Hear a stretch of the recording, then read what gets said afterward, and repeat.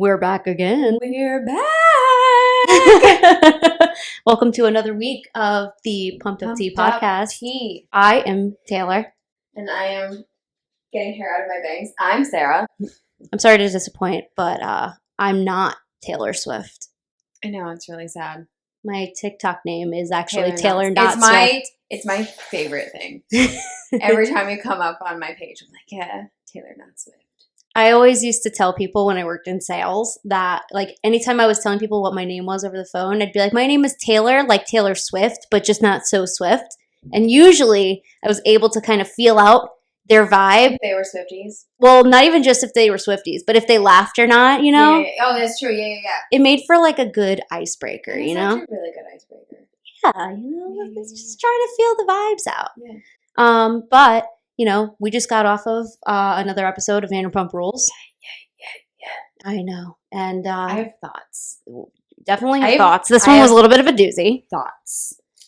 But before we get to that, we have a little bit of tea of the week. Tea of the week. I feel like there wasn't a lot this week. I feel like the Super Bowl and Beyonce and Taylor and Travis just really... Who is VPR? Who is she? It was a little slow news week. Slow news week. There is, I don't know if you wrote this down, because the blind item about Jax. No. Okay, hold on. I meant to tell you while we were watching the episode, and then we got talking about something, and I don't know why I never didn't tell you. Okay. Was this like Dumas or? No, it came from, it's not Dumas. Dumas doesn't normally do VPR, I don't think. That's like the only gossip page that I know of. It's another that does, gossip like, page. I don't know who it's from. I have to double check. But the alleged blind item about Jax Taylor is that he's being paid 5 figures a month by a sugar daddy for cam shows. Oh, shit. And I'm not going to lie. A little part of me believes it. If only because that whole thing with John in Miami was fucking weird. What would Brittany's mother think? Who says that she knows? Scandalous. You think that he's going to tell them where that money's coming from? He wouldn't even talk about his relationship with John. He wouldn't even talk about his relationship with John on the show. He was so weird about it. He's like, yeah, I slept in his room. I mean, in his house. No. Listen, that man's got like internalized homophobia. You know, I don't know. But that came out today, somewhere in the last 48 hours. And it's been spiraling, trickling through. And I don't know if that's a reason that he's getting that money or if this is like a blind item from years ago. But considering the weirdness about Miami and John, I'm not gonna say I don't necessarily think it could not be true because it could. Also, how are they affording that house? Neither one of them has a job and they're not on shows until very recently. Well, I was even going to say, too, how long ago did they even film The Valley? They couldn't have just recently filmed everything. Yes, I believe it's the same time as they were filming Vanderpump. I told you, they haven't said, but I have a feeling it was the same time as Vanderpump because they're going to take Vanderpump and then be like, oh, hey. Oh, yeah, true. The Valley. Here's The Valley. He's going to pop up on Vanderpump. And then they're going to be like, let's watch this child drive home to his hillbilly wife. No discrimination to the hillbillies. I just don't like Brittany. And their child and go about their life. And that's how that's going to happen. But yeah, I meant to tell you that we were on the couch watching the episode. Holy man, that is some hot tea. Yeah. I mean, I'm sure we'll never even hear any follow-up to it. We'll never have a follow-up to that at all. Nobody's going to come forward. But the subreddits are kind of thinking it's true, and I kind of think it's true. So I wrote this list just based off of what came up to my mind first when it came to the tea of the week. Yes. But I'm actually going to read this somewhat backwards because, why not? It just makes the most sense. Sure. Yes. I'm going to go into the Vanderpump things last, but going into the recap. Okay. And I'll start with the non-Vanderpump Rules related things because I want to just play around with the news cycle. I like that. You know? Okay. Yeah. We're starting this podcast off on a Bravo show, so I think it makes sense to include a little bit of Bravo news. Yes. Larsa Pippin and Marcus Jordan may have split recently. Where are they from? Who are they from? So Larsa Pippin is a Real Housewife of Miami. She was Oh. also like besties with the Kardashian clan. That's how I always knew of her. Okay. And Marcus Jordan haven't is watched the Miami. son, and Marcus Jordan is the son of the Michael Jordan, the basketball star. So, so Michael Jordan's son is dating a housewife, Not just any housewife. a Miami housewife. Well, no, it gets crazier than that. Okay. Like Bravo aside, it. Okay. So how old is this son and this housewife? Oh, there was I pretty solid age gap. I don't remember how much exactly. It was definitely around 20 years. She's older than him. But it gets worse. Oh no. I'm telling you, you're gonna shit yourself. Okay, all right. So let me grab my tea. Larsa Pippen was once married to a Scottie Pippen, who was the arch rival in the basketball world of the Michael Jordan. So Larsa Pippen gets a divorce from Scottie Pippen and then starts dating Michael Jordan's son. You're shitting me. No. What? Oh, yeah. So oh my God. That's why their relationship has been so controversial. It hasn't even been so much like the age gap. It's really just because of whom, you know? And so they were actually on this season of The Traitors, both of which actually did get eliminated pretty quickly. So, like, whatever. It's not that big of a deal. Yeah. People are all like, oh, they were so cute.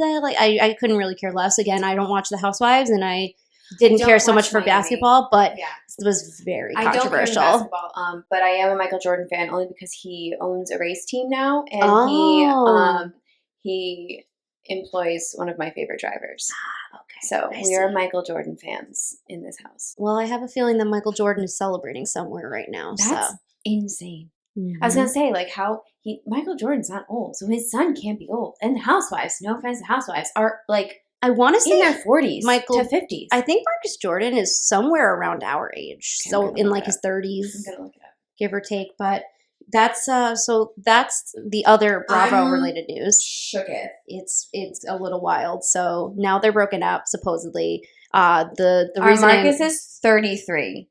Okay, so 33. He's 1990. I'm 92, so he's 2 years older than me. Yeah.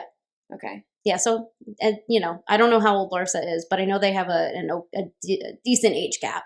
Larsa, I'm going to Google. If I can type Larsa Pippen. She's 49. So he's 33, she's 49. So I can't math, so we're going to open the 49 minus, that's 16 years. Okay, yeah, so 16 years. Okay, honestly though, as adults, it's not that bad. It's not that big of a deal, but like I said, I don't think anybody was younger than that. No. I and like I said, it wasn't ever even the age gap that anybody gave a shit about. It's about who is dating. Yeah, okay. No, I say because like an age gap like that, when we're all contending adults, like in our 30 and up age gap is like I think it's whatever. Yeah, I'm just dying to know how that relationship started. Not that it matters anymore because they're not together anymore, but it's crazy. Yeah. So she was married to Michael Jordan's rival, mm-hmm. and then they divorced, mm-hmm. and then she started dating her ex-husband's rival's son. Yep. And they were together for like a while too. Oh. Mm-hmm. That's delicious tea, actually. Juicy. That is insane. Oh my God. Yeah. Yeah. So now I feel like I need to go watch like binge the Miami Housewives. Yeah. I'm almost done with Salt Lake. Maybe I'll do Miami next. Okay, good. So you can fill me in at least. Yeah. So that's at least one of the other pieces of Bravo tea that's not Vanderpump related. Superbowl LVIII happened on Sunday. Congratulations to the Kansas City Chiefs. Woo. Go Taylor's boyfriend. I only watch. I am not a football girl. I'm a hockey and NASCAR girl, race cars, F1, Indy, NASCAR, but like I'm a hockey, race cars. Never really got into football, but the Queen is out here making me watch willingly watch a whole ass football game from start to finish. Mm-hmm. For the glimpse of her, and also because I am fucking obsessed with their love story. It is really cute. I am so Team Tavis. It's not even funny. Swelsey, Tavis. I don't know which one. I see both, Swelsey or Tavis. But I'm obsessed. My For You page is literally just filled. It's like every other video, if not an ad, is a video of them from the after party or from the game or like other games. And I'm literally obsessed. So I watch the Super Bowl specifically because I'm now Travis Kelce fan. It was a very interesting game, I will say. It was I didn't know anything that was happening. I couldn't tell you a damn thing. Didn't know what the calls meant. Didn't know why we were doing what we were doing on the field. I just knew when it went through the little thingy, that meant that it was like certain amount of points, and then I know that when you go into the end zone, I don't know if it's called an end zone. When you go into the end zone. Okay, when you go into the part where your team's name is, that's a touchdown. Okay, that much I know. Couldn't tell you anything else, but I had fun watching, and I was stressed like I am watching the New York Rangers pull some shit, or when Joey is like about to win. I was stressed, like I actually enjoy football. It was wild. I literally looked at my mom like, who am I right now? Well, it's crazy, too, because the first half of the game was probably really boring, and there wasn't really too much going on. No, there wasn't, but I was still grabbed my attention for majority of the game. I think because anytime they were on the field, I was literally just looking for Travis, though. And then I'd be like, show Jason.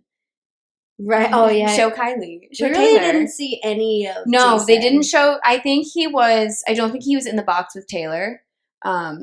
I think he was, though, because there are memes of, that's right. Yes. of them. And there's a video of them talking before the game started in the box. So I think he might have just been, like, up higher. Maybe. Did you see the video of the box that she was in?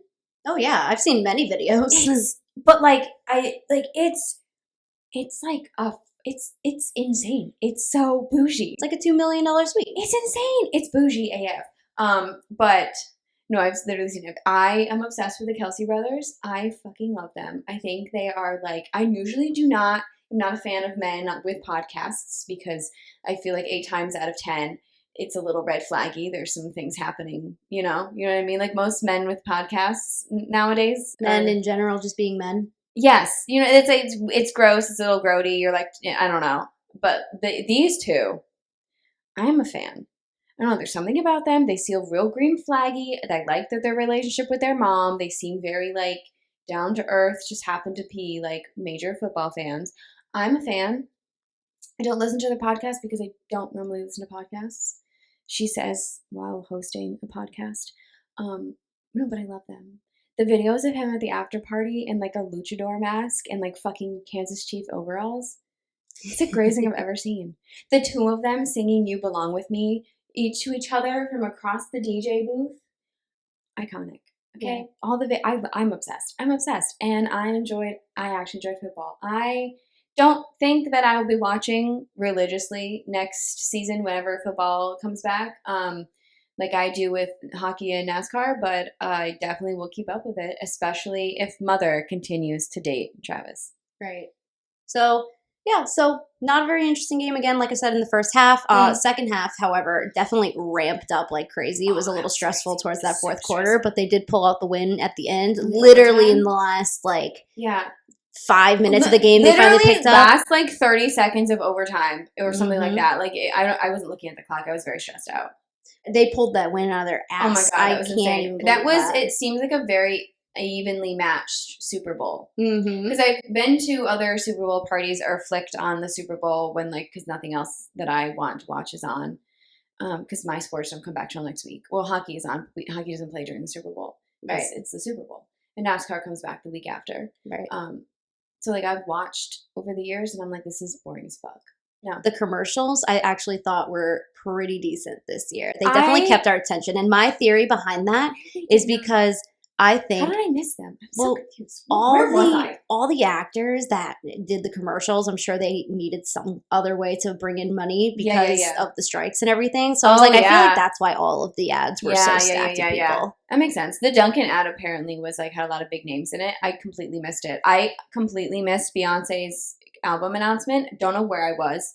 I was in my living room. The TV was on, but I was not there. I was there, but I wasn't there. And to quote Taylor, my mind was not alive. Right. Well, that's not her quote. Is my mind is alive? That from that bit, but my mind was not alive. Yeah. I don't know where I was. I don't know what happened. I missed half the commercials I've been seeing on my TikTok page. I'm like, where was I when that was airing? Right. So on to my last piece of tea, non-Vanderpump related. Mm-hmm.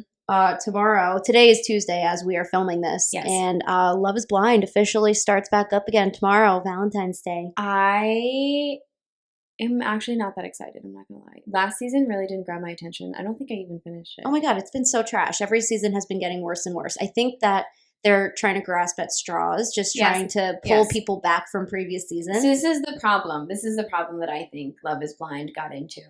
The first 2 seasons very clearly had people that were there to find their spouse. And every season after that, even some people in season 2, but every season after that was people wanting to be reality TV stars. Influencers and content creators. Not necessarily there for the right reasons. Not to sound like the fucking Bachelor. I was just going to say, is this The Bachelor? But you know what I mean? Like, they were you could tell who was there because they wanted to be and who was there to be famous on television. Yeah. You know what I mean? But this last season was it last season? Somebody is pregnant from a very There's a couple of season. People pregnant. Yes. Yes. Oh God, Zach and Bliss. That's what I was thinking of. Yes. And then, they were like one of the only couples that season that I really thought were like genuinely there for love and marriage, and everyone else I was like, And then Alexa and Brendan are also having a baby. I'm actually surprised they're still together. I'm not gonna lie. I never really felt that one. I was a little surprised about that one too. I'm actually pretty surprised that they're still together, but go off. Go Barrett them. and Amber. Barnett. Oh, Barnett. Are they still together? Yeah, apparently. They were seen recently out together. That was another couple. Didn't they have a separation? I swear I saw something that they were separating. I don't know. I have not been paying attention to I don't know. But I know that the couple, Cameron and they are still together. Yes. Obsessed with them. Love them. Lauren?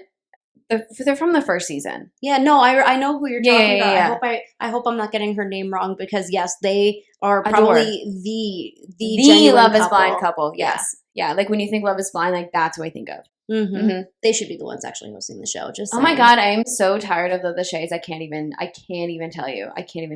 Did anybody ever find out if there was a pulse on Vanessa Lachey after she found out that there were going to be Love is Blind babies? Oh my God. It's so gross how she's like, it's weird, like how baby obsessed she is. Like, girl, get out of those girls' uteruses. Also, it's 2024. Why are we still asking women when they're going to have babies? It's not your issue. It is not your uterus, Vanessa, because you don't know who's having fertility issues, who's child-free, who, like you have no idea what's going on, like that's not, we don't ask that in today's pleasant society. Normal people are not out here like grossly obsessed. I don't know. There's always something about Vanessa that like irked me, and this whole like baby obsession every fucking reunion. Baby. Who's gonna give me the first baby? Bitch, go have another one if you're that desperate for a baby. Well, that's a perfect reason for us to go straight into the Vanderpump Pumped Up Tea for the week. Yeah. See what I did there? Yeah. Remember the name. Pumped Up Tea. Raquel Leviss has now resurfaced, and she actually appeared on the runway at New York Fashion Week. It was a terrible photo of her. Listen, you know what? It was a terrible photo. Did I show it to you? I've seen it circulate everywhere. Listen, her hair could have been a little better, but overall, listen. It was my coworker at work that I showed it to. She's fine. Awesome. I know. We're starting. I love that for her, though. Yeah, we're starting to come around to Rachel. I really am. I think I think she's finally showing some like genuine remorse. Yeah, I think that with the most recent episode that she had with the pastor, she kind of really defined kind of what her actual internal situation was like in her relationships, and she actually was able to kind of pinpoint why she was doing what she was doing, what kind of feelings she was chasing I'm all after. For people growing. I think if, like I told you earlier, if she can grow and she has genuine remorse and she's actually sorry, I think everyone would be receptive to like a genuine, I really fucked up. Mm-hmm. Like, no, holding back, no saying I'm sorry, but like just I'm sorry. Like, if you genuinely thought that you were soulmates, like, you could have been like, I know you said you're going to tell her, but I have to tell her. If you're not going to within a certain amount of time frame, I will. And I think that it still would have been, like, super shitty situation. Everyone would have been probably just as mad as they are now, but I think it would have I think everyone would have forgiven them easier or sooner if there was like, if she like from the get-go was like, I fucked up. On to the next part of tea. Yes. The next part of our tea here is Allie went on Scheananigans and basically had to be the one to acknowledge the allegations against James from the week prior. Yes. As a refresher, the two T's in a pod, I guess, were on the Tom's podcast and had made a bunch of allegations. The Tom's like Tom, like Schwartz and Sandy Tom's? Yes. They have their own podcast?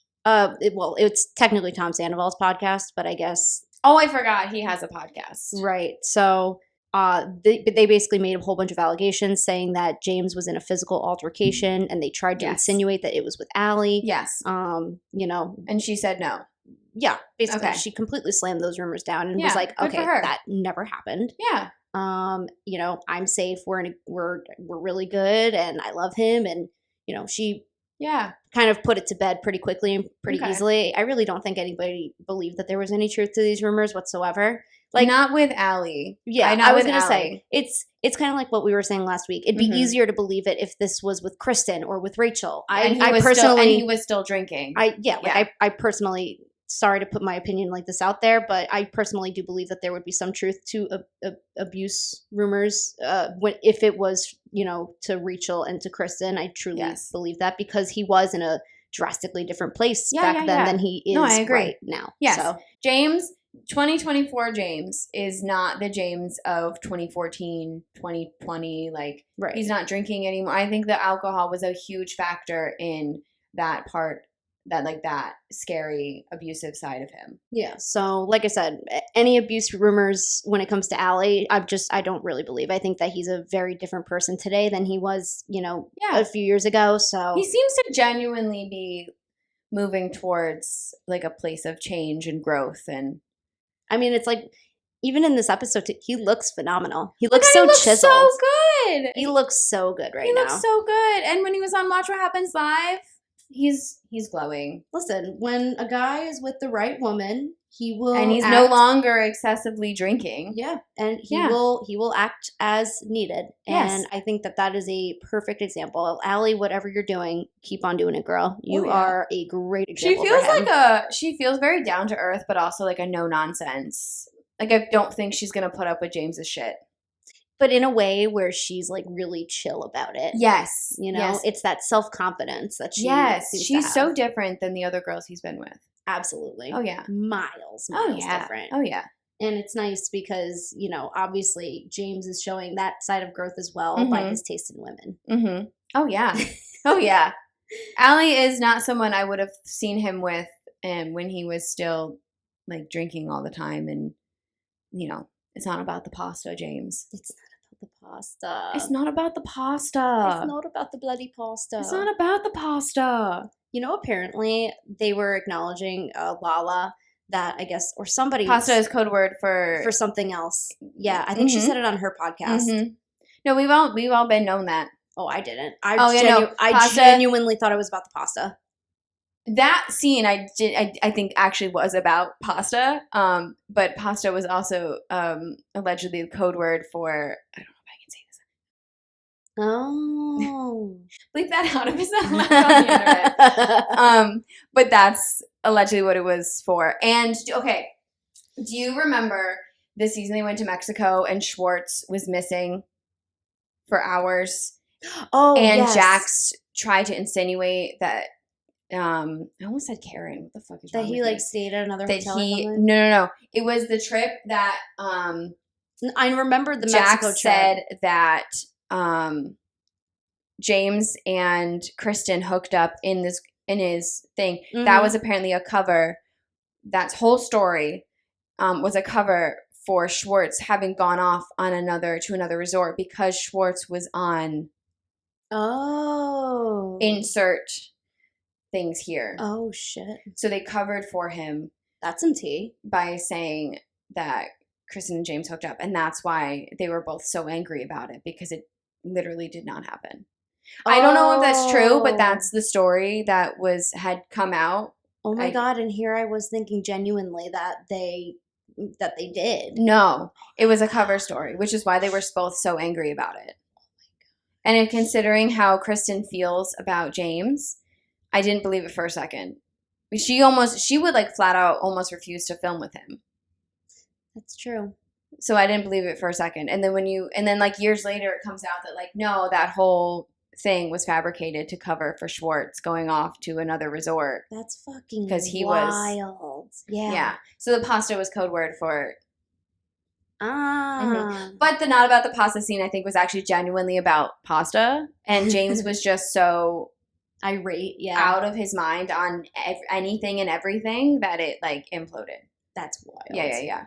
Well, that was some extra tea that You're we welcome. did not sign up for today. You're welcome. See, this is what happens when a post-Scandival viewer and a from the get-go viewer come together and give you the tea on things that you have just recently seen that you did not know. Now, on to our Season 11, Episode 3 recap. Good episode. And our fresh reactions, by the way. I don't know if anybody realizes that when we record these, we're fresh off of the episode. It's like 20 minutes post-episode. Sometimes we watch like the first few minutes of Watch What Happens Live and then we come right in here. It really depends on who is on. Like obviously the last couple of weeks was Lala and then Scheana. So we watched like the whole thing, but tonight was just James and we were like, it's whatever. Yeah, like it's fun. We like fun. James. Yeah. But yeah, we knew that we weren't going to get as much tea. No. So starting the episode off, we're now continuing Sandoval's birthday party. Intro today. No intro tonight. No intro tonight. We went straight in to the argument. And honestly, I really wish they just put the fucking intro in because what the fuck did we miss? Like nothing. Nothing.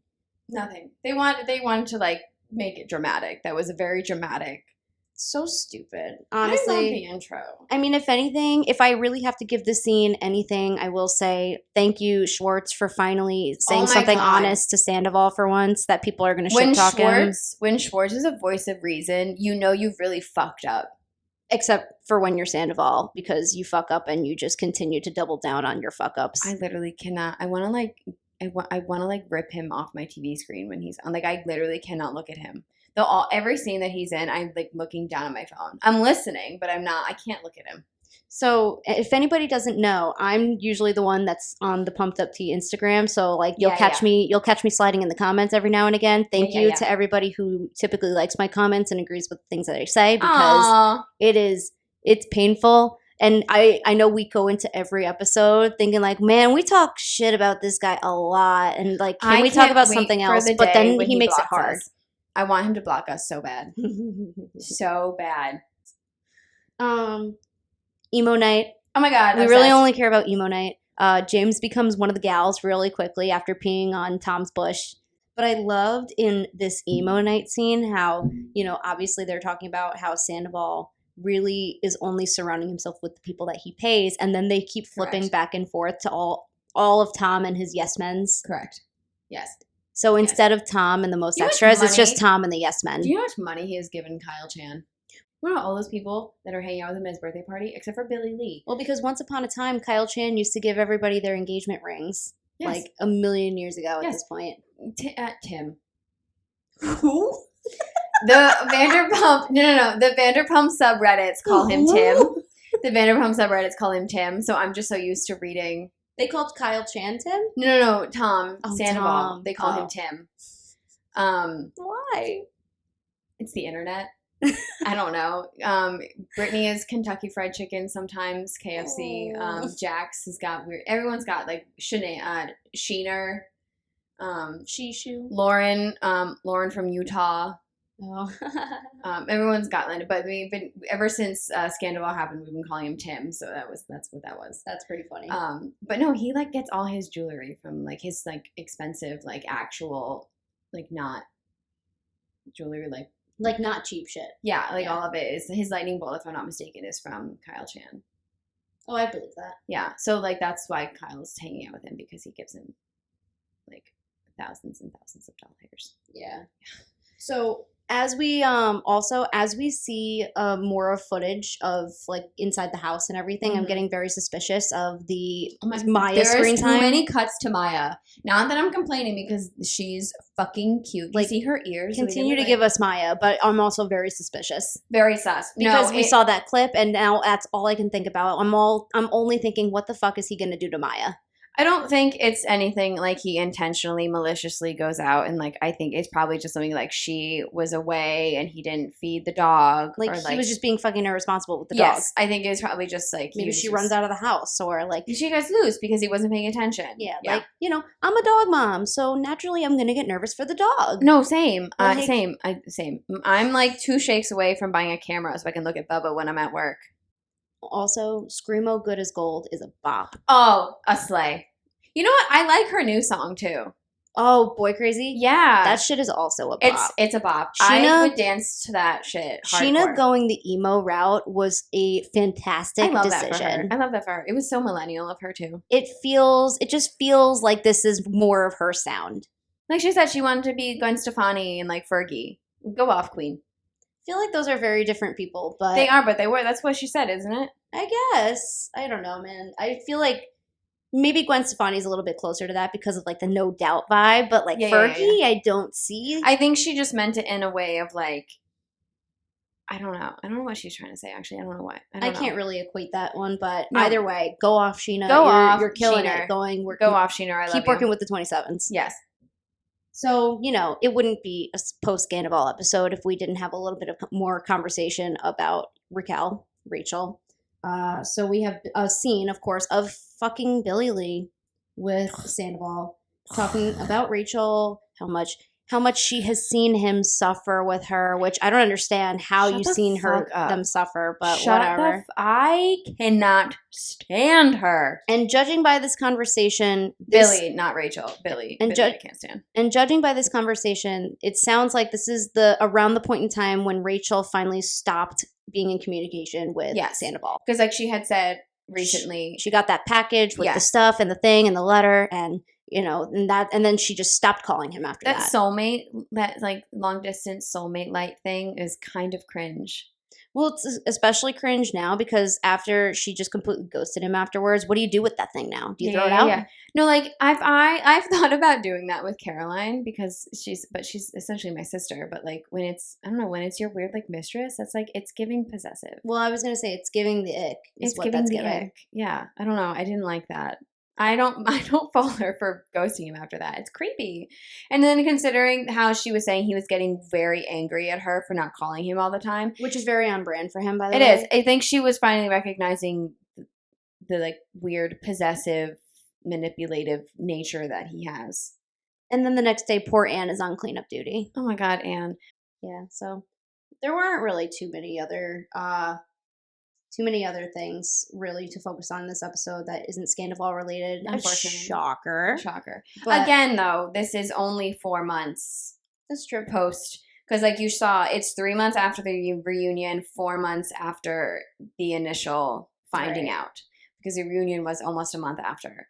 So it's still, to us, the viewer, it is tiresome.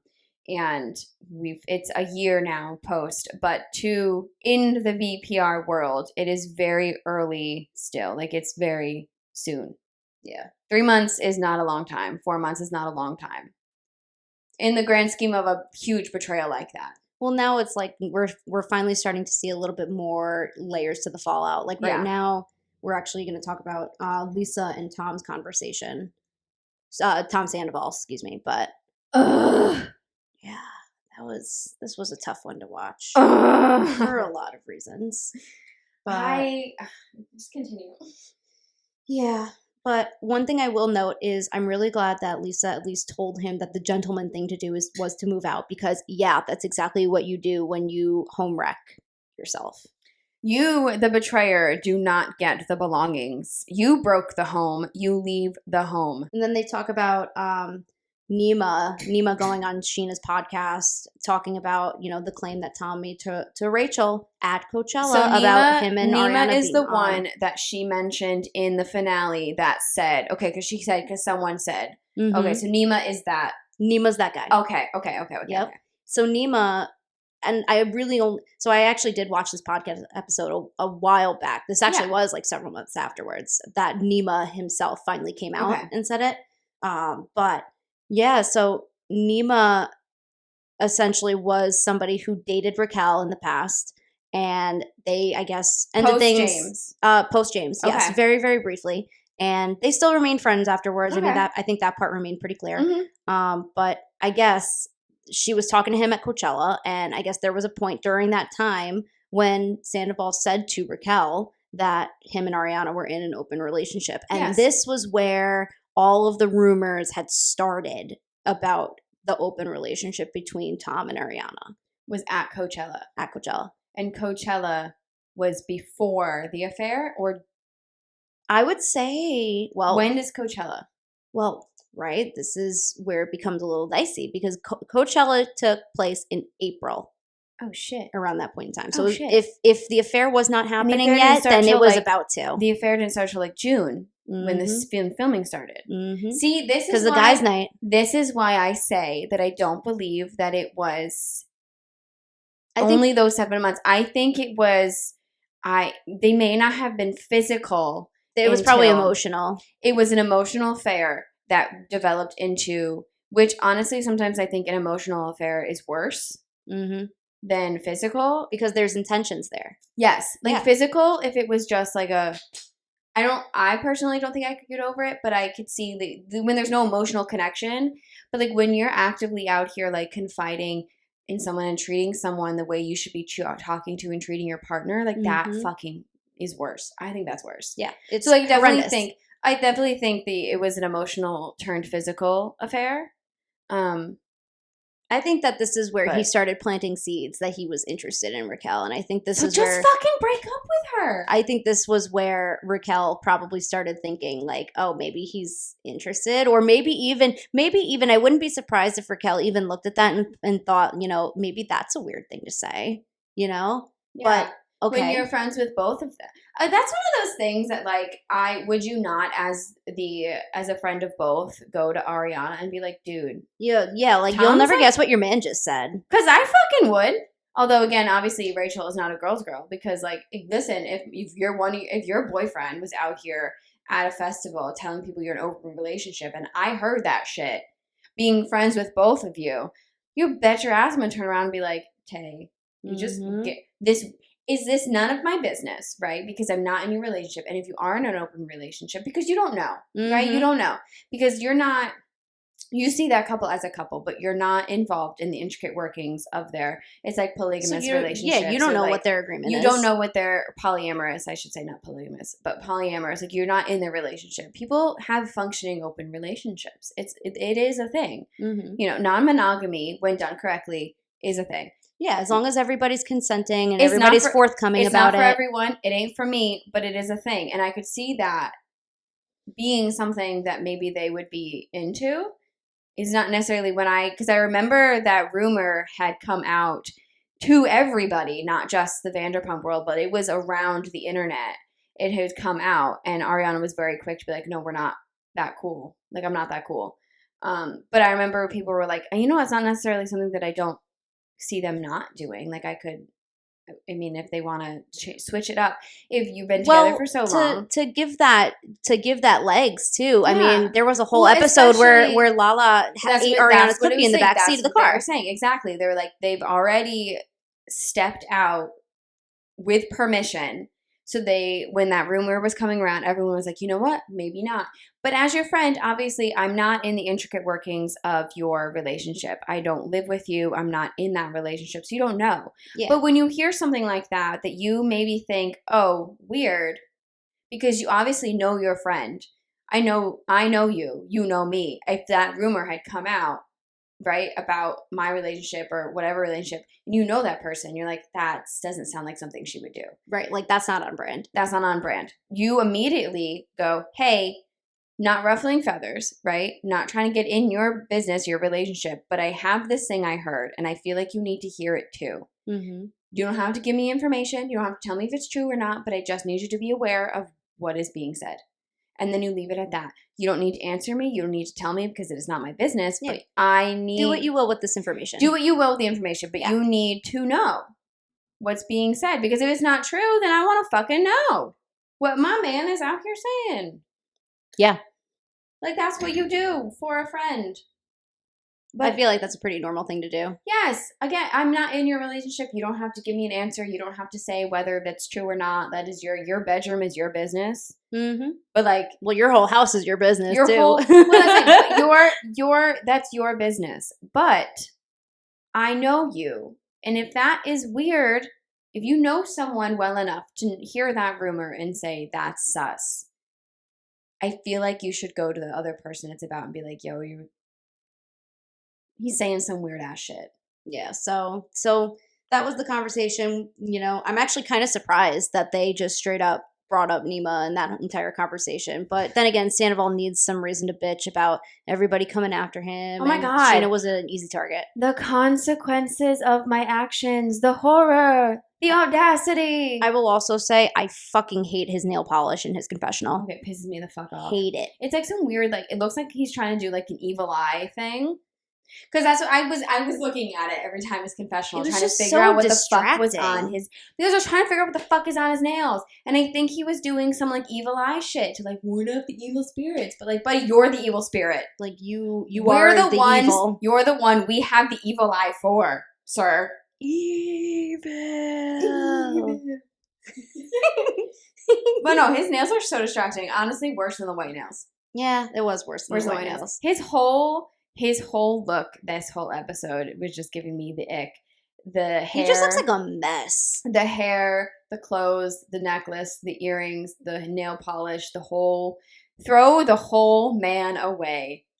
I think one of the most triggering parts about Tom's conversation with Lisa is his expression for his dark, deep thoughts, which in any other given situation, and I'm going to try to handle this conversation extremely delicately, and I will provide a little bit of a trigger warning because there are going to be, you know, topics discussed of, you know, suicidal thoughts and ideations, and, you know, this can be really detrimental to somebody's mental health. But I personally believe, and this is somebody who has been down the road already of having attempted suicide, having those ideations, and having lost people to suicide. Correct. This is not the way to garner sympathy from another person. No. And given Tom's history of lying and his track record, I personally just don't think that this is genuine. I don't believe it at all. And given Lisa's situation as well, having lost her brother to suicide is incredibly fucked up. I don't think he even remembered that. I don't think he gave it a thought. I'm a year out from my trigger warning. Sorry, Mom. Oh, you already know this though. I'm a year out from the night where I almost did it, and like I can't believe I just said that. Like I don't believe it for a second, and that really fucking hurts because like you want to believe someone when you've been there. You want to believe that the person that's talking about it is like genuine, and you're like, that fucking sucks because you've been there. Yeah. And I know how dark and scary that is. And like for him to throw that out there. Also, this got me fucking heated. Okay. The fact that Ariana has struggled with that for years, has talked about it for years, had a whole point in her season where she said she wanted to get her car and drive off a bridge. She put her trust in him and for you vulnerability out there. And for you to say that because your butt hurt, because you're not being forgiven soon enough, and people are holding you fucking accountable is disgusting. And you're saying that to Lisa, who lost her only sibling to suicide, is completely fucked up. And if he genuinely was having dark and scary thoughts, which if he was, I want him to get help. He go talk to a therapist, talk to a friend, reach out to somebody. Don't wallow in that because it's not going to get better when you wallow. I would fucking know. And this is why though I don't believe it's genuine, because he needed to get help. He still needs to get help. He's saying it because he wants people to get off his fucking back, and he knows that is a trigger. Yeah, like he knows it's a trigger. I know he said on the Nick Vile podcast he's supposedly going to therapy, but his therapy is clearly not working. He needs a new therapist. You need a new therapist. Well, this is also a thing. A narcissist can go to therapy and spend thousands and thousands of dollars on therapy, but they are not going to hear what is being said to them unless it is what they want to hear. That therapist could be talking till they're blue in the face and tell him till they're blue in the face what he is doing wrong and what he needs to change and what he needs to work on and what he needs to apologize for. But Tom is not going to hear it. He is not going to hear it. Because it is not what he wants to be said to him. He wants his feelings validated, and he wants his version of events to be real. Because to him, that is exactly how it is. So that therapist that he's seeing, he's wasting money. He's wasting money. You are not going to register what is being said to you unless you genuinely want to change your behavior, right? As someone raised by a narcissist, this parent genuinely wants to change their behavior, right? They have worked hard. They have recognized it. They are trying to differentiate and not continue that abuse onto their children, right? Okay? There is a way for a narcissist to change. They're not necessarily going to get rid of that disorder because it is a mental disorder, right? Narcissistic personality disorder. It is in the fucking name, okay? They're not going to change how their brain functions. It's how it's wired. But you can, come up with new ways to deal with it. You know what I mean? Like when you're deep in your depression, you find ways to cope, right? You do your activities. I have a million little things that I do when I'm having a bad week that I say, okay, get my mind off of this thing. Let me go do this activity, right? You can be a good person and have narcissistic personality disorder. I think Tom is just there's no saving that man. He is lost. He's lost. There's no saving that man because he does not want to be saved. He does not. Yeah. We joke about being in a little void right now because we're in our very early growth stages of this podcast, but he is truly lost in a genuine void. He's lost of himself. He genuinely is. And then because also there is nobody around him anymore to hold him accountable. When you have someone around you that is going, hey, that's fucked. Let's not think that way. I'm not saying this to you because I want to hurt your feelings. Everything to them is a slight, right? Mm-hmm. But when they are around people that hold them accountable, that they care for, that they, right? Okay, you're right. I'm sorry. He doesn't have that anymore. He has yes men. He has Schwartz, who is never going to hold that man fucking accountable. He has his band members that he pays. They're not going to go against him. That's how they get their fucking paycheck, right? This man is holding these people's livelihoods in his hands, and they are not going to correct him. Why would they? They are not going to say, whoa, Tom, hold the fuck on. The only person that can do that I think he would genuinely listen to is Lisa. But Lisa's not going to do that because Lisa is up that fucking man's ass. She will move heaven and earth for the Toms and not hold them accountable, and we have seen it for fucking years. The only person who has ever held Tom Sandoval accountable is Ariana. Yeah. And now she's out. And now there is no one to check that man. He is an unchecked narcissist out in the world spewing things and saying things and doing whatever he can to get sympathy and ruining people's lives in the process.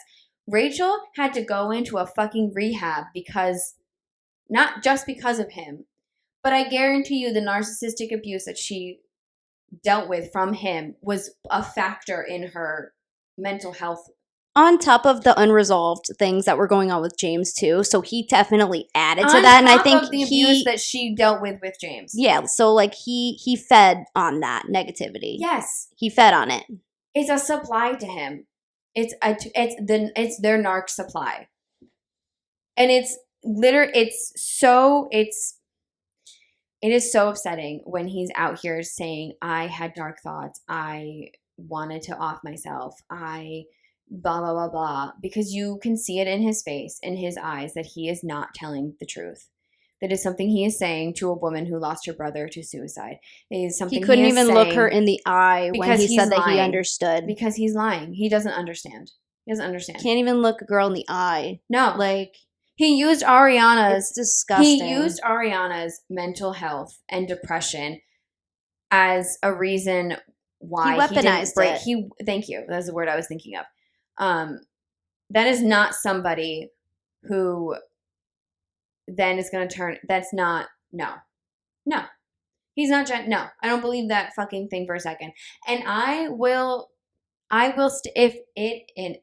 If it comes out that it is legitimate and he genuinely feels this way, I will eat my words right now. Yeah, maybe we'll change our tone. I will change my tone. But in this moment, fuck no. I think the timing of it is just too convenient for him. He's floundering. He is a fish on the deck and it's sunny and there's no water. And he's flopping around.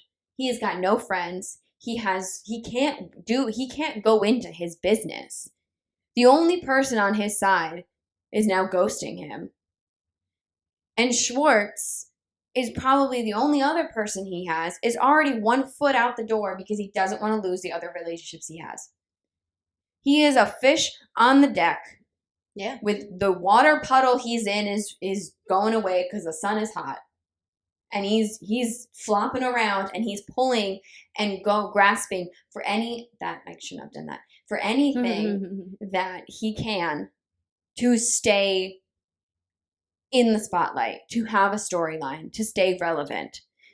Feel bad for me. They're saying these things. This person's saying this thing. The Sandoval's a liar cakes. Like he is going to play the victim as long as he can because he's getting what he wants out of it, which is attention. Mm-hmm. Yep.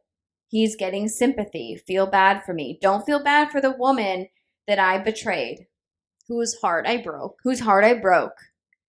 Don't think about her. Think about me. I'm the real victim. Like, think about my pain and having to hide this affair from her. Fuck Exactly. off. Exactly. He doesn't give two shits what Ariana feels at all. She is collateral damage to what he wanted in the moment. And now he says, don't tell me what she's thinking. Don't tell me what she's feeling. That is irrelevant to him. It is irrelevant to him. And going back to what you said, too, about just needing to hold on to this plot line, Rachel had even mentioned in her podcast with the pastor that, this is kind of what she was thinking as well when he wrote her that letter saying, you're so dependent on this place. He wanted to hold on to this us versus the world type of plot. The same exact plot, mind you, he had with Ariana back in season 2. And it worked. And it worked back then. Again. And he said it at the reunion last year. Yeah. That they were going to come in this season. It wasn't going to come out. They were going to break up over the summer, him and Ariana. Just like what happened with Kristen. And come back the next season as a couple.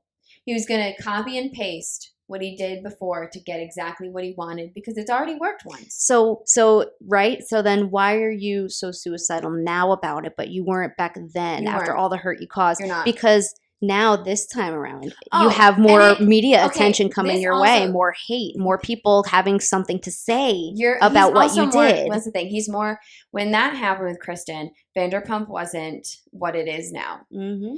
So he genuinely could be, I think any human with this constant negativity being thrown at you, no matter who you are, is going to be upset about it, right? So I have no doubt that the constant hatred is getting to him. And I hate that because we shouldn't be out here hate commenting or especially a year after everything happened. We should have been able to move on at this point, but obviously, the comments keep coming because the interviews keep coming because in that scene with Lisa, they're only 3 months after it. So it's still fresh to literally the entire world, right? At this point, though, if he's still getting hate now, that fucking sucks because everyone needs to fucking let it go. If Ariana had let it go, then everyone, and Scheana has let it go, and, the people genuinely affected by it have let it go, then the rest of us need to let it go.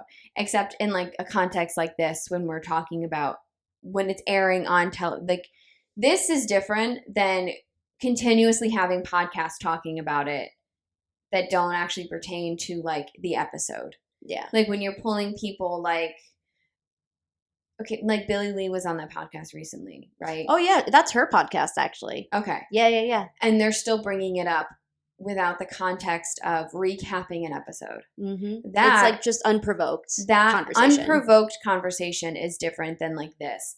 So I do feel bad a little tiny bit because I am somebody that cares and I am a kind person. I do genuinely feel bad that Tom is still getting hate when we should all move on because the person who was affected the most has moved on. The rest of us should too. Parasocial relationships be damned, right? He's had enough. He's heard it. He's not going to hear it anymore, right? We are wasting our own breath and time. It's beating a dead horse at You're this beating point. a dead horse, right? Leave him alone.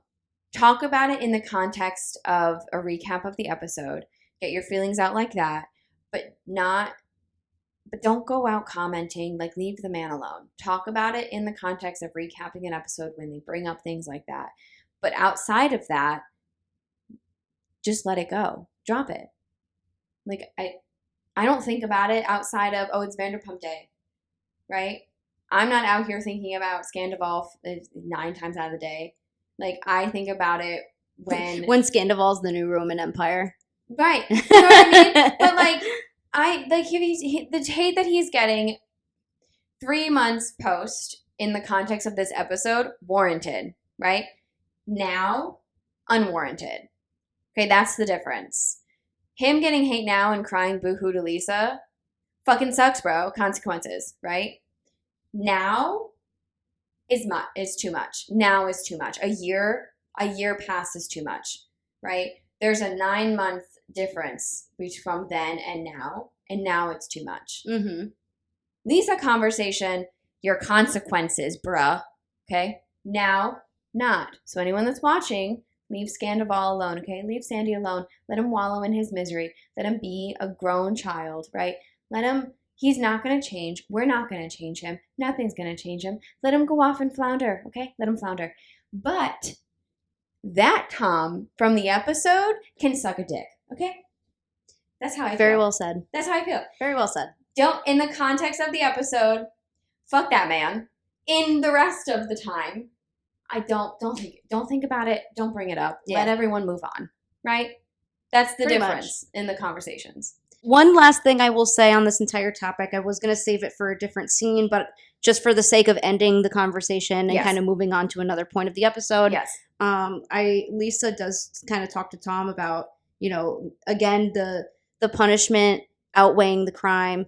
Lisa, no, at this point in time, it's not. It's really not. Now, sure. Now, yes. But then, no. 9 months ago, consequences. Now, too much. Like, if she had said that, like, now, I'd be like, oh, fuck yeah. Like, yes, thank you for at least holding Tom accountable while you were actually there with him in a conversation with him. You tried. We see you tried. We hear you. But, like, just stop. Just not too much. 3 months post. Yeah. It's getting there. It's getting there, right? Like, we're finally getting to the end of that finish line. I know people are still going to write their hate. Yeah. We're still going to complain about it. I'm sure this is, as the episodes keep coming out, we're going to complain about this a little bit more, but it's only because we're talking about in the context of the episode. Exactly. It's not, we're not out here making a podcast talking about see, that's the We're difference. talking about everybody here. We're talking about, but we're not out here a year post Scandival acting like it happened yesterday. Right. And we're not dredging up things to dredge things up. We're reacting to something that we watched. Yeah. And heard because we're listening to the podcast afterwards and whatnot. And Rachel having her podcast and talking about it is completely her right because she does have her side to tell. And there's always the say. I appreciate it. There's 3 sides to every story. Their truth, the other person's truth, and the actual truth. Mm-hmm. And so the people that are allowed to still talk about Scandival are the people that happen to. Tom can talk about it, even though I think that he shouldn't because he's not going to add any value to the conversation. Rachel can say her truth. Rachel can she can tell her truth. This happened. He sent me this. This is what he said to me on this day and this time. This is what I'm working through this. Like in her context is working through. And this is why I don't fuck with him anymore. Yes, exactly. Ariana, like she just talked about this in an interview with, I think it was Broadway.com recently. She had said, there are things that no one will know. Oh, that was Good Morning America. Good Morning America. Yes. I saw it on Broadway.com. That's why. Oh, okay. They had, you know. Yeah, I'm sure they probably showed a little snippet of it. Yeah. Like she said, there are things that we will never know. Mm-hmm. And should she ever want to let those things go, that is within her right. I don't foresee that happening. No.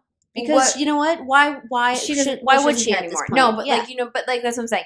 If she wants to dredge up Scandival in a later date to tell those things, that is within her right because she wants to finish telling the story, right? But the rest of like Scheana still talking about it, let it go. Billy still talking about it, fucking let it go. Billy especially is like the last person that should be speaking about it, period. We're involved. Scheana at least had a restraining order and was like pseudo involved. Right. It's a very delicate line that you have to like trapeze, which I think we're doing pretty well. But like, there's a line that you have to stay on, and that's in reference to what is being presented to you as a television show. But moving on, finally, we kind of go straight into Lala and Ariana hanging out, going shopping and something like that. Mm-hmm. Lala does kind of confuse me a little bit this season. I'm not really sure where I stand with Lala at this point in time. I don't like it. I don't like the way she's talking in the after shows. She can tell me she's not jealous till she's blue in the face, but it is coming off. The way she talks in the after shows, not necessarily in the scenes, right? Because the scenes are filmed a year ago. Well, it was 6 months ago. I think it's the summer. They started filming in June, yeah. So it was like 6 months ago.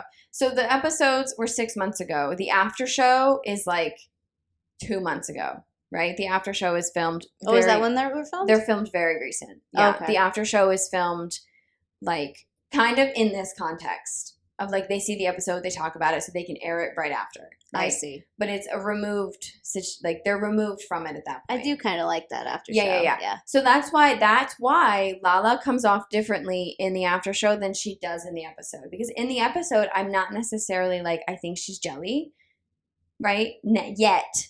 Mm-hmm. But the way she talks about it in the after show is giving not a good friend. Yeah, I think you know what I mean? I think it was really just the way that she thinks that she could just say to Ariana, "Oh, we'll just move out." Why? Well, it's her house.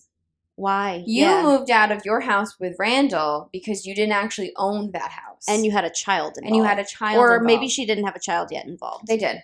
Okay, no, I wasn't sure when in the context Ocean was born. They broke up post-Ocean. Post-Ocean, okay. Yes.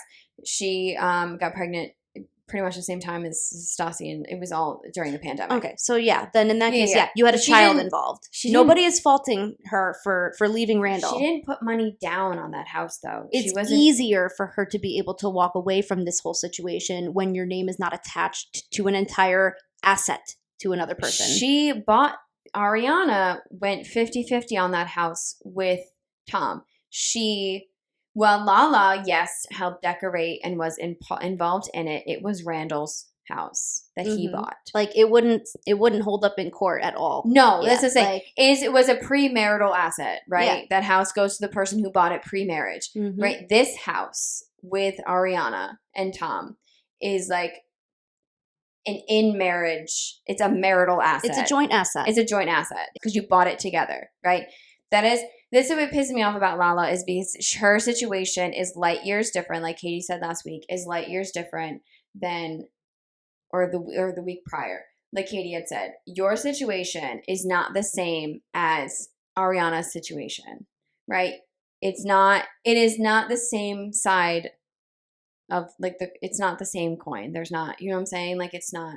Well, and it kind of also brings me back to the time where she's talked about, Ariana being like the perfect victim And like, yeah, Ariana definitely didn't have her moments. And I think that in the times that Ariana did not have her moments, it was because she was fully absorbed in Sandoval and his mess. So, you know, no it is one what it is. gave you sympathy, Lala, the way that they are giving Ariana. And it's okay to be mad about that and be a little jealous, but they're not giving it to you because you were a fucking mistress first. Not even just that.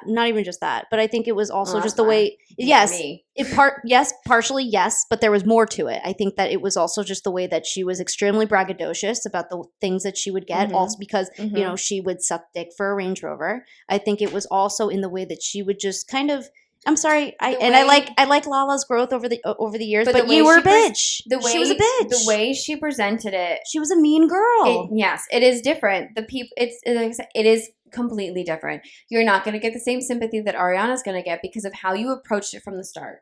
Yeah, right. Ariana was not out here. She had moments in the first couple seasons, like 3 and 4. She had her moments, right? But she came to grow. Her and Kristen became friends. Like, there was growth, but it was also different. And she stopped having beef with basically everybody. I know that there were those moments with Stassi. There were the moments again with Lala. So I think they always had that history of just not always getting along. It's just different. Yeah. They're different people. There's different perceptions. It's not going to be... You can be upset that you didn't get the kind of sympathy for a terrible opportunities in a terrible situation that she was in, because there is no doubt that Randall was a disgusting human being. No one is discounting that. And we're still hoping for the best outcome for you and your daughter, Lala, because honestly, like I said, that situation is still entirely fucked. But the way that she talks about it in the after show is just not giving a true friend. It's giving jealousy. Not in the same way that Katie approaches it, or even Scheana approaches it. You know what I mean? Yeah. Lala is pissed because she got cheated on and she did not get propelled like she thought she deserved, right? And now she's jelly. And you can see that the way she talks about it in the after shows. Yeah. She always says that she's putting on like this persona too for the show, but no, it's like I genuinely that think persona is kind of like only goes so far. Yeah. Like I genuinely think there is a part of her that is jealous because that persona comes from somewhere. Yeah. You're always telling the slightest bit of truth is in every lie. It's like, you mean to tell me that you're really putting on an act every moment that the camera is in front of you? Bullshit. Every moment. No. Like you can't, and I know that the cast tends to say this a lot, you can't keep going back and forth between saying, oh, well, these are our lives being filmed, and, oh, well, you know, we are still putting on a show after all. It can't be both at the same time. It can't be both. It can't. I understand that there's still like a level of production that still goes on behind the scenes. I get that part. That some of the things that you are doing are produced, but your ultimate actions and your thoughts and your feelings behind them, those are you. Those are your life. And that's the thing. Like, Ariana was going to be fired if she didn't come up with some juicy drama, right? Or something. Yeah. So Lala is making it so she is not fired, right? But there is, I think, some truth to the persona that she's giving. That jealousy cannot be acted that well if you're not pulling it from somewhere. Right? Yeah. Like you cannot, every actor, right? When you're deep in a character, you are pulling that from somewhere, from either an experience that you have had or you know someone, like you're pulling that from somewhere. Yeah. So that jealousy, that attitude is coming from somewhere, right? You're pulling that from somewhere in here. There's a little seed that you are watering to play this part, right? So it's somewhere in there, and it's obvious, right? She didn't say she can tell us until the cows come home that she's not jealous, but it's in her actions, and it's in the way she speaks in the after show. And that's why she probably did feel somewhat compelled to reach out to Rachel. She's been the mistress. She does feel that level of sympathy for her. Yeah. Yeah. She's been there. She's mad. She's mad because she didn't get the spotlight and the fame that Ariana is getting for a similar situation. But the problem is how you got into that situation and how you handled that situation from the get-go. right? She did say it herself. Everybody tried. There were people who kept bringing it to her attention and trying to tell her about Randall. And she chose to stand by this man despite having evidence being thrown all over the place in her face. Yeah. Like, girl, you can only play blind for so long. Yeah. And this is what happened. You can't also say in one breath that I don't know. I feel like there's always an excuse and there's always I feel like you get two different stories from Lala sometimes. Yeah. Where she's like, I didn't know. But then sometimes she'll be like, oh, yeah, no, I did it because I wanted it. You know what I'm saying? Yeah. Like, you're out here bragging about blowing a guy for a Range Rover, right? You're in one breath saying, I'm not dating a married man. But then years later saying, yeah, I knew they were separated but still legally married, right?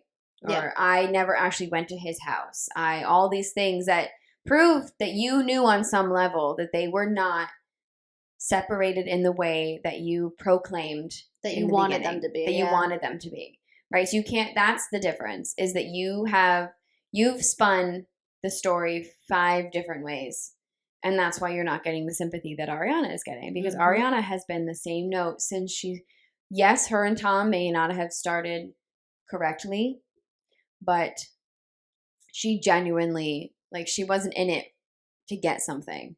Yeah. Right? She didn't start it with the option, with the thought of, I'm going to get shit from this man, right? So, we won't keep ragging on Lala too much, but, I think we made our point pretty clear in everything that we were saying, and we just want to see better of Lala. That's it. Yes, we want good things and good fortune to continue happening to her. I mean, I'm sure it is. She has her podcast. She has her health. She has her kid, and it looks like she's starting her journey to have another kid. What? Speaking of Lala, give them Lala makeup is no longer in her link tree on Instagram. Interesting. It's supposedly it sounds like Randall is trying to get something from it. Oh, yeah. So it sounds like she's gonna have to like rebrand it and like kind of make it her own. And instead of making it give them Lala makeup line, whatever it is, like they're gonna have to like. She has to like rename it. But someone pointed that out the other day that it's not in her link tree anymore. What a fucking scumbag. Yeah. Which wouldn't surprise me because she did start it when they were together. I'm sure he probably funded a little bit of it too. Probably. Yeah. Okay. Now we're actually going to move forward. But we kind of go into Scheana and Katie's lunch, and, just based off of the conversation that her and Katie are having, I love Scheana's loyalty to Katie this season. Yes. Scheana feels like finally an actual girl's girl. And not just, I'm not like other girls. Yeah, I think part of it is also just people pleasing and wanting to be friends with everybody, and kind of like what Schwartz was doing, but in a female's body. Yes. Just wanting to be friends with everybody, not wanting to take any sides. No, I love she's that done lunch. with that. I love that lunch with her and Katie. I want more of that. I know. They have the potential to be like great friends. Well, I'm holding on to what she said at BravoCon last year, that she and Katie didn't fight this season, which is very promising, and I'm very much looking forward to that. This is why I don't believe the whole that maybe that's just an editing. You know how the Bravo editors are. It could have been an editing thing, or Schwartz was just saying something real stupid, and maybe it was just some girl that looked like Scheana or something like that. I still think, if anything, Oh, wait a minute. What if he meant to say Sheena's babysitter? The pink-haired girl is the family friend Tori. The girl in the love triangle. Oh, shit. No, Guys, I think I figured it out. It could be that. Or he's bringing up, because the Toms like to do that, bringing up it happened years ago or something. You know what I mean? Like pre-Shay, in the middle of Shay, pre-Brock, like pre-marriage. You know what I'm saying? Yeah. Like one of those like Vegas trips. Like back when Scheana was like, I'd rather be gangbanged by all, like that. Either way, still would be fucked up if that actually happened. Still fucked up, but him and Katie were still married, but well, not in the gangbanged in the van, but they were together. They were, but if it's either happened way back then, or it's what you said, and they're just taking out the part of babysitter for the drama. Right. I really now that I said it out loud, I'm like, my mind is really taking me. I know you get a little. I was like, maybe a little light bulb went off. You got a little devilish grin in your eye. because the You're like, the whole love triangle happened, plotting. and social media showed me that it was the pink haired Tori. girl was Tori, and I'm like, oh my god, wait, what the hell? How does this happen? No, good for Tori though, girl, go up, getting with Katie and Schwartzy, two very attractive people. And then tell us why Katie was better. Exactly. Listen, I don't swing for the ladies, but like, I think if I did, I'd be into Katie. I have an appreciation for Yes, I have like ladies. a girl crush on her. Yes, like Yeah, I don't yeah. swing that way. No, we're but- strictly dickly, yes. but like, yeah. Yes. Yeah. Okay, so we go into Schwartz and Lisa's conversation at Vanderpump Dogs. Love that they brought back Vanderpump Dogs, by the way. I want a show about the Vanderpump Dogs employees. Are they as dramatic? They did that. That show does exist. There was one on Really? Peacock. It didn't last very long. Probably not as dramatic as the Sir bitches. Probably not. And that's why I don't have a lot of hope for Vanderpump Villa in Paris. But listen, give it a watch and see if you like it. That one looks like it's like a cross between Vanderpump and like Below Deck, which I'd fucking vibe with. Oh, I didn't watch Below Deck, so I'm not really entirely sure. Below Deck. I love Below Deck. The only one I don't like is the adventure one. But the new season Below Deck just started, so. But it looks like a cross between like two very popular Bravo shows, like Vanderpump and Below Deck. I see. Yeah. Well, speaking of Below Deck, your girl Kate is still holding up strong in The Traitors, so you need to get on that show so we could recap that. That show is fucking wild. Yes, dear. It is. If anybody else watches The Traitors on here, please, let me know because I need more people to talk to about this show. Please. Fine, I'll start watching. It is so good. I didn't watch season 1, but I watched season 2 because I just knew more people in that season, and holy shit. Holy shit. So it's like a murder mystery? It's kind of, sort of, yeah. Because I've been seeing the trailers for it while watching The Housewives because it's on Peacock. So I've been getting like the commercials between things. The purpose of the game is that there's the faithfuls. And then out of all of those faithfuls, there is a certain number of people who are selected to be the traitors. The traitors then also get to recruit one other traitor to work with them during the game. Okay. And so the whole point is the house wants to work together to decipher who the traitors are and and banish them from the house. Yeah. So, once you get to the end, if the traitors make it through the game, the traitors get to take home the winning pot. And if the faithfuls get rid of all of the traitors, then they win the pot at the end. So it is wild just watching everybody watching everybody's gears turn and seeing how the alliances are going. And Phaedra, I might just become a fan of Real Housewives Atlanta because Phaedra. She's quite the housewife. She is well spoken, and I know it's because she's a lawyer, but she is something on Housewives. So, I stopped watching Atlanta a while ago because I literally just hated all of them. So to spoil, because it's not really a spoiler for anybody who's watching the show actively. If you want to watch the show, spoiler, but I need to tell you about it. She is a traitor, and she is good. She's like a perfect person to make a traitor. Yeah, she's very intelligent. She is good at it. Oh my god, I love it. So she's very quickly become a fan favorite. So going back now to Vanderpump, I know we kind of went on a little tangent there. This is what happens. This is just our vibe. We have ADHD, so this is what I'm saying. This is just the vibe. Okay, we could try our hardest to not go off topic, but it's not gonna. We are unmedicated ADHD. Okay, it's gonna happen. Yeah, so we're just gonna go off topic, and it's just gonna be more entertaining for everybody else. It's fine. Sips alcoholic beverage. I finished mine, or it's on the the living room table. I don't know. I had Poppy in here. It's gone now. That was a really bad way to segue into this next topic, though, because while Tom and Lisa are chatting at Vanderpump Dogs, he's giving Lisa an update. Oh, who was sent to the hospital just due to complications with his alcohol dependency, cirrhosis, I think he said it was called. Kidney or liver cirrhosis, something like that. Okay. I'm so sorry. I keep yawning. Anyone watching this video, I know yawning is contagious. You're going to see me do it, and you're going to be like, fuck, Sarah. Yeah, it's like almost midnight here because we've been talking for so long, but yeah, it's fine. It's fine. We're here for the yucks. Yeah. So we're very sorry. We hope that everything at this point in the game is okay for His brother, Yes. we haven't really been Yeah. getting too many updates, so it sounds like No. everything is good. Yeah. No news is always good news. Exactly. Like we said last week. Yeah. So, and then, of course, I kind of just wrote in my notes here, cue the Tahoe trip to get everyone together. So yes. That was a very not subtle placement. Oh, yeah. Very not subtle placement. Well, if you guys want to come, Lisa, I see you. You know, maybe some other guest would come, even though she won't, because this is when they were trying to get Rachel to go to Tahoe. Oh, well, that's right, because they were going to have them meet. That was she was going to show up in Tahoe. Mm-hmm. Yeah. Thank God she didn't. Good for her. Yeah, and then Hippie showed up instead. Whoops, we haven't gotten there yet, but we're going to see it. We already know, so. Yeah. Now, the rest of this episode just basically takes place at See You Next Tuesday. We're kind of inching our way towards the end. Which here. I adore that they brought back. It was always one of my favorite events. Yeah.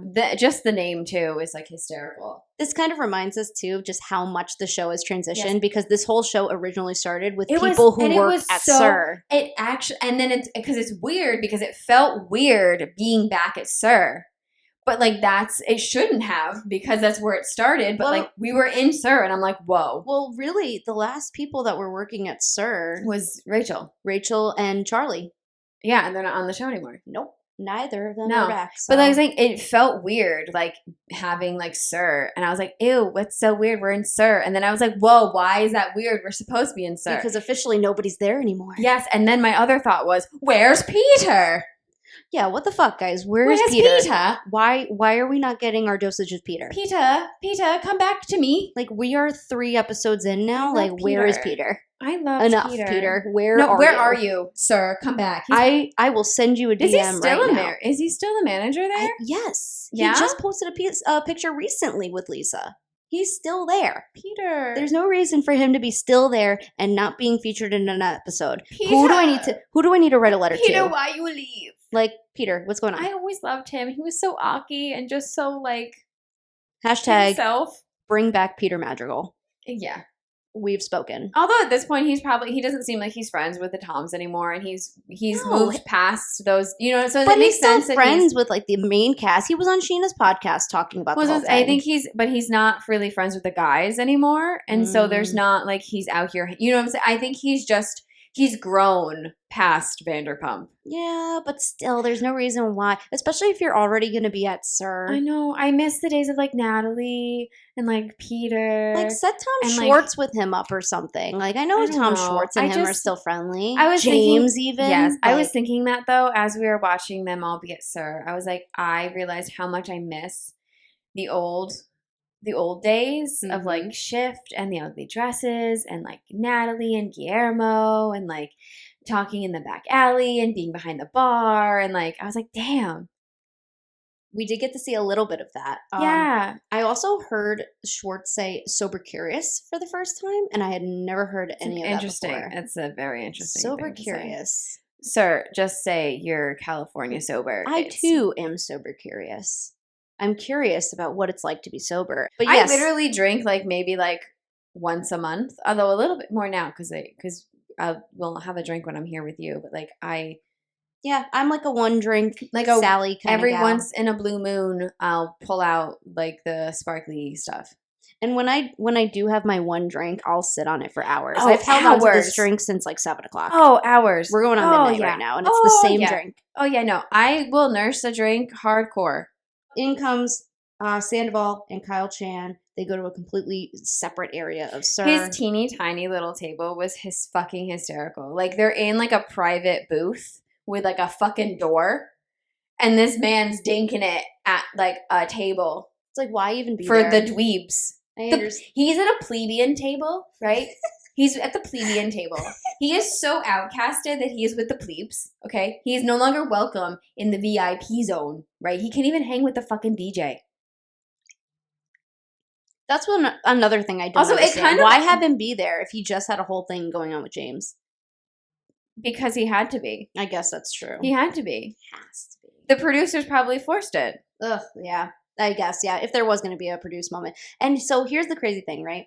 What's coming up, and I will go back to it a little bit. His conversation with Scheana was probably one of the first paparazzi pictures that we had seen for filming of the new season. So It's crazy to see it come full circle now because these were the first, some of the first paparazzi photos that we were getting. And we were all super, I remember you and I were like, what the fuck is she doing talking to Sandoval? I truly thought that was going to be like an episode 1 moment for the season. And I'm actually surprised it took until episode 3. I I just remember you and I were like, what the fuck is she doing talking to Sandoval? I knew she was going to flip first. Oh, yeah, that's true. No, we were like big mad about it. We were literally big mad about it. We're like, fucking Scheana, you can't even stand true to your friend. You're talking to Sandoval. Come episode. And her and I are like, fuck yeah, Scheana. Fucking read that man. You get him. Wrong. You know, Sandoval continues to play the victim because Jesse basically kind of reads him, but in a very polite manner. I loved that. Like, well, we haven't seen each other well. Yeah.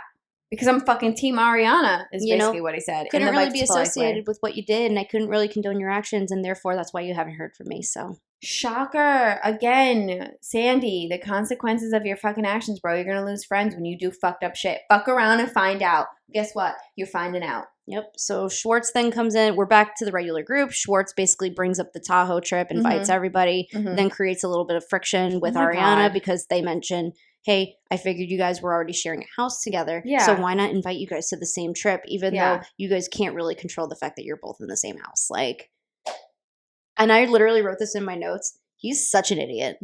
Huge idiot. I loved that he was like, your ego's talking. And she's like, no, I'm putting up fucking boundaries. Like, you're not the queen of the group, Ariana. You don't speak for everyone. And Katie's just like, yeah, she can. No, she can. She can speak for me. She's saying exactly what I'm thinking. And I love that. Go, Katie. That. And the way that Scheana was just sitting there, like, so stone-faced, like, not even looking at Schwartz, not engaging. Like, she was just like, no, not engaging in this conversation. We're not having this conversation. I love that. All the girls were very quick to be like, no, dude. No. No. What is wrong with you? I love that, though. I love that they're all very much standing behind her. Katie, I loved Katie in that scene. No, she can talk for me. That's fine. See, this is why I said it since Scandival broke. I said it, having followed season 10. I said it when the divorce was happening.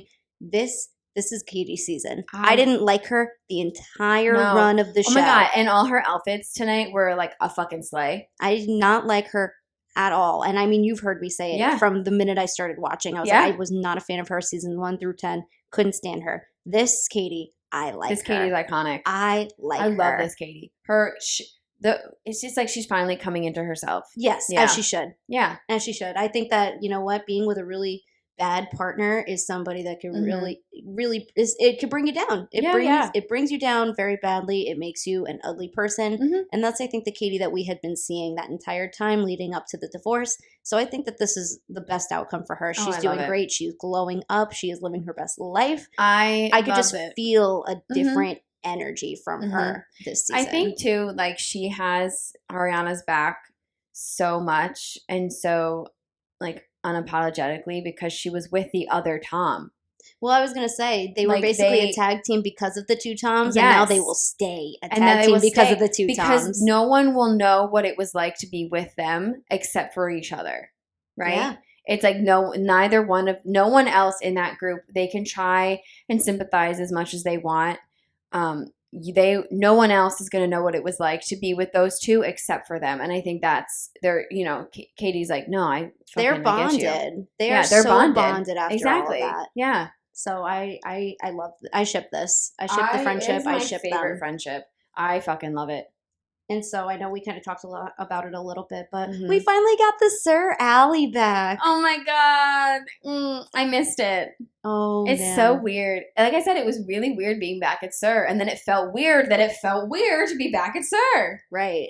Especially given the show's beginnings. Yes. I'm like, it shouldn't have felt weird to be at Sir, but they were filming at Sir. And I'm like, when was the last time they were there? I mean, they were there last season, but not as a group. Not as a group. No. Unless, maybe if anything, James probably did do a See You Next Tuesday there. I'm sure they did at least once in the season. Man.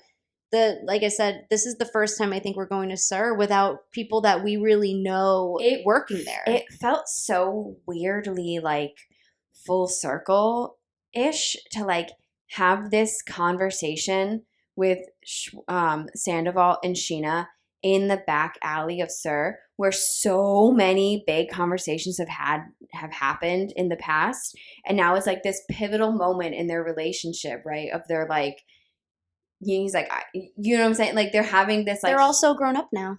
Yes, they're having like this huge moment, and it just feels so right in the universe to be having it in the back alley of Sir. And then there's no better way to finish this whole recap off by saying Scheana Fucking nailed that conversation. Fucking slayed. The sunglasses, the monotone, the no reaction, the just sitting there like a goddamn queen. Letting that man spew his shit and being like, and just, it was iconic.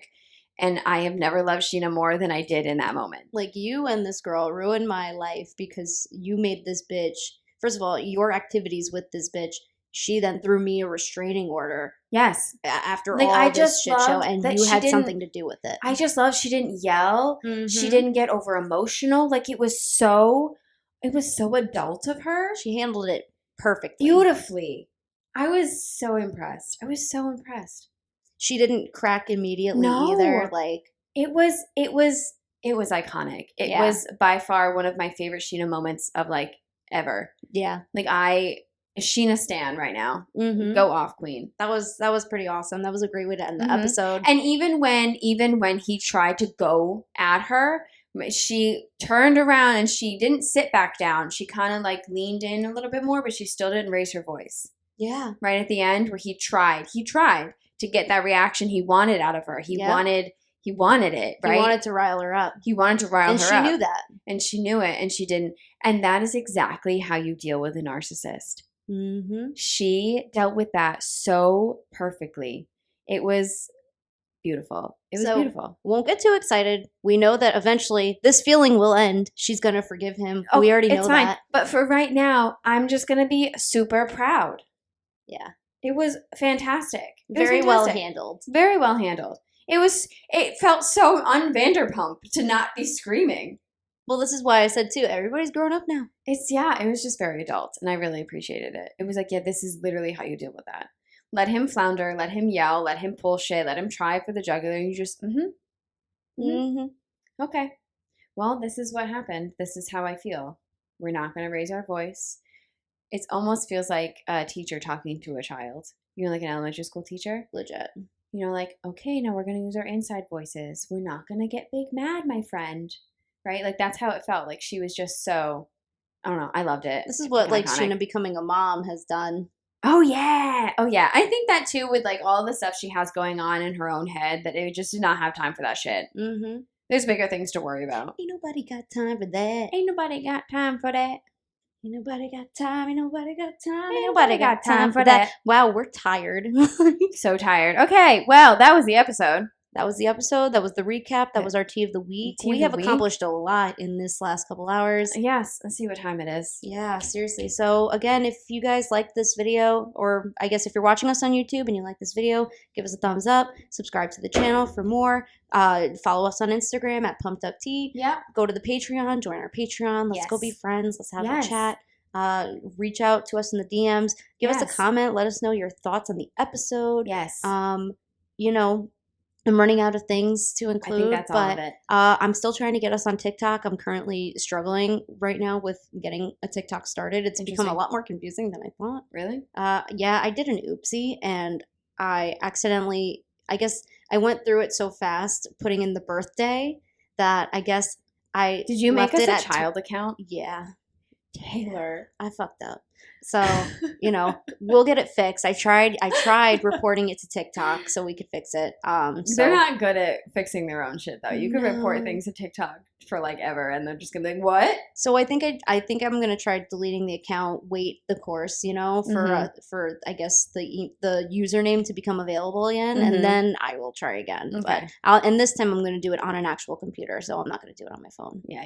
So, you know. We can post all the fun little clippies like we did on our Instagram. I know. I'm going to try and be a lot better with posting them at a decent time, too, now that I figured out how computers work. So it's okay. Thanks for bearing with me. We're millennials. It's fine. It happens. We're not as tech savvy as people like to think we are. And I'm going to be working on getting it done a lot quicker, too. I'm going to try and fix the turnaround. So anyways, thank you guys for joining us. Yeah. And we will see you guys next week. Bye, guys. Bye. Bye.